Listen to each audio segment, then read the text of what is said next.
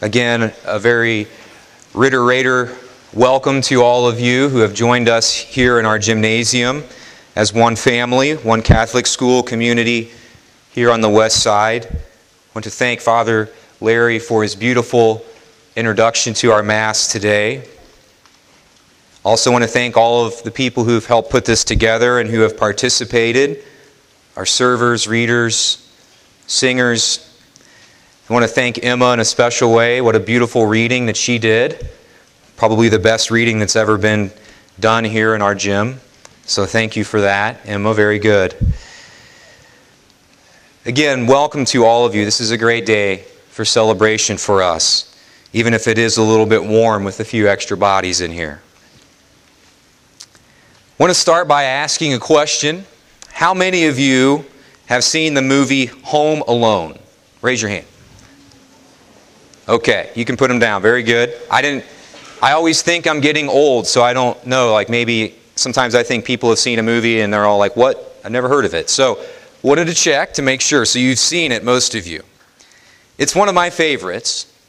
I think I've preached about the Christmas story before too. So I love Christmas in general. But Home Alone, I could pretty much, I think, recite the whole movie from beginning to end.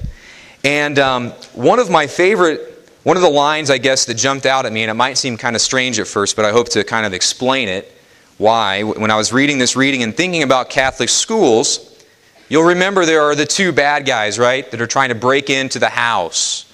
And they're about ready to start the actual break-in. And one of the guys, one of the criminals turns to the other and says, hey, how about we just go in the front door? Maybe he'll let us in. And the other guy turns to the other criminal and he says, yeah, kids are stupid.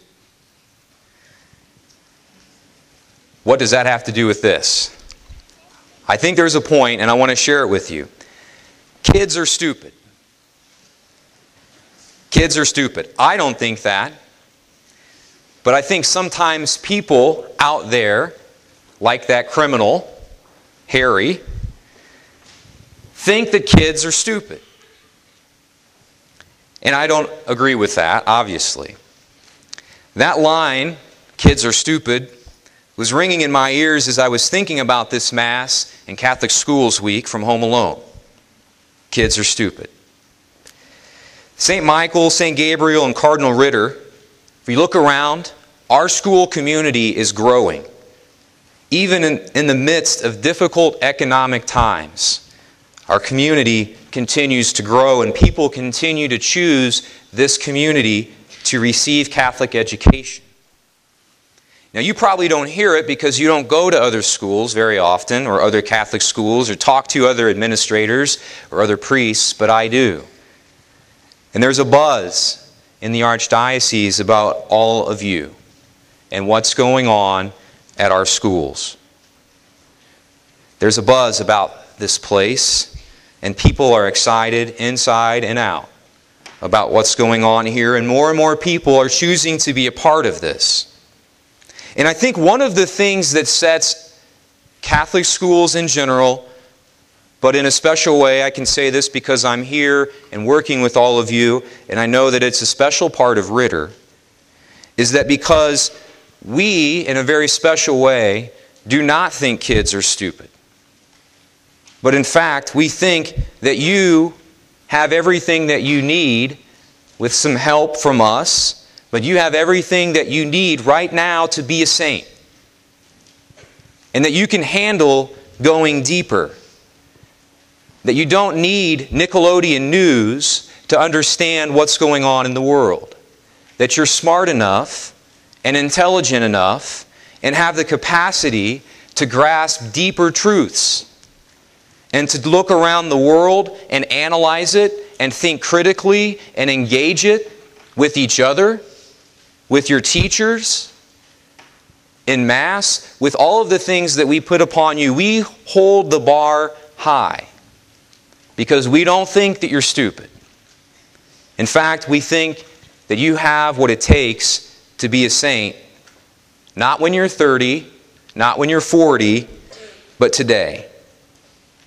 You know, the typical, if you're watching television or a movie, the typical arc today for young people that's portrayed is that when you're in high school, you just kind of do whatever you want and make a lot of bad decisions. And then you go off to college and you live on your own and you party and you make a lot of bad decisions. And then you're a young adult living on your own and you kind of do whatever you want and you make a lot of bad decisions. And then when you're about 35, you have a kid and you finally realize that life matters.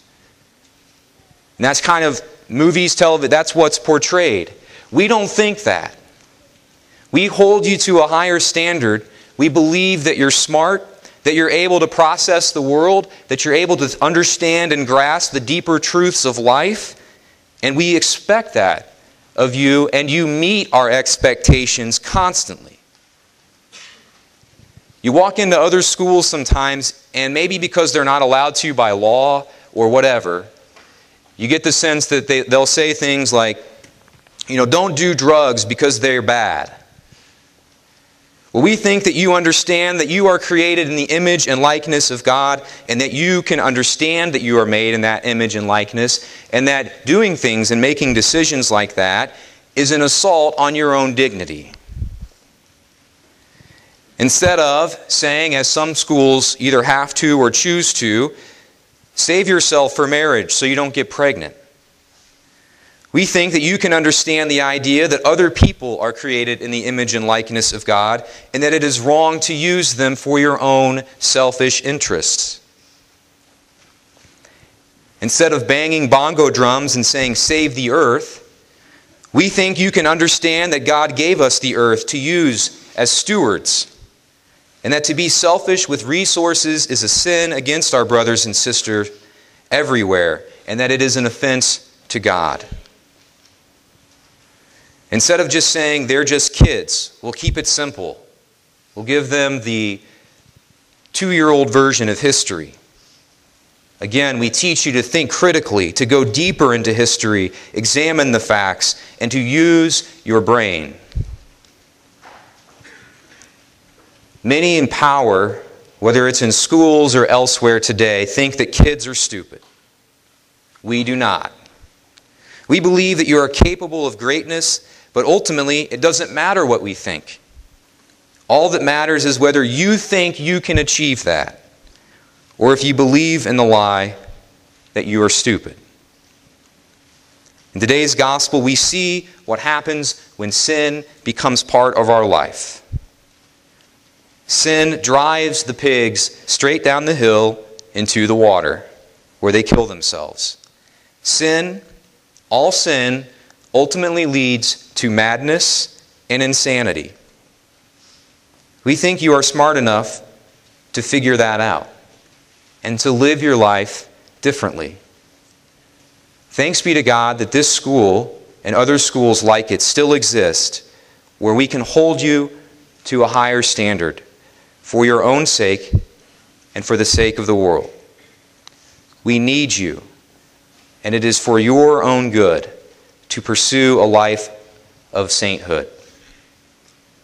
If you are not currently doing that, I beg you, for your own good, start doing that today.